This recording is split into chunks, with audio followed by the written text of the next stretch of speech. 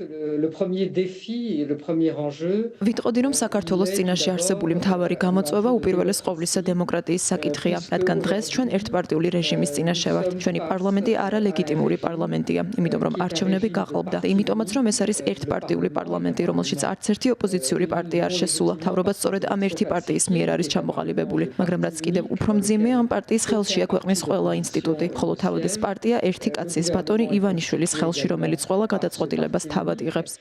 ასე რომ ეს არის რეჟიმი, რომელსაც არაფერი დემოკრატიული აღარ გააჩნია, რომელიც იქცა რუსული სტილის მმართველობად, სადაც ძალაუფლების ვერტიკალურმა დანაწილებამ დემოკრატიული ორგანიზაციები ჩაანაცვლა. ეს არის რეჟიმი, რომელიც გაცდა კონსტიტუციურ ჩარჩოებს.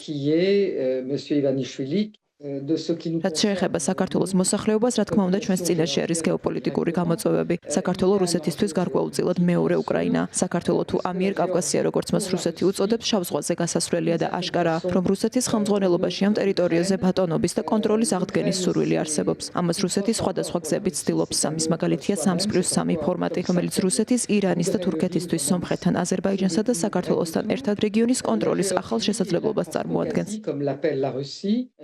რუსეთი საქართველოს, მოლდოვას და რუმინეთის წინააღმდეგ დემოკრატიულ ინსტიტუტებს იყენებს არჩევნებს, პოპულიზმს, კორუფციას, პროპაგანდას, რომელიც ყველგან ერთნაირია ცენტრალურ თუ დასავლეთ ევროპის ქვეყნებში. საქართველოში გვესმის არგუმენტი არ გვიდა ომი, გვინდა მშვიდობა. ეს კლასიკური პროპაგანდაა, რომელიც ყოფილმა საბჭოთა ხელისუფლებამ განაახლა. რაც შეეხება ომს უკრაინაში, ევროკავშირი იღვიძებს ამერიკის შეერთებულ შტატებში პრეზიდენტ ტრამპის ხელისუფლებაში მოსვლის გათვალისწინებითაც, ასე რომ როგორც არასდროს ეს არის ევროკავშირის თავდაცვის და საკუთარი თავის დამკვიდრების დრო. საქართველო არის ერთ-ერთი ადგილი, სადაც ეს შეიძლება გამოვლინდეს, მაგრამ რა თქმა უნდა, არა ერთადერთი.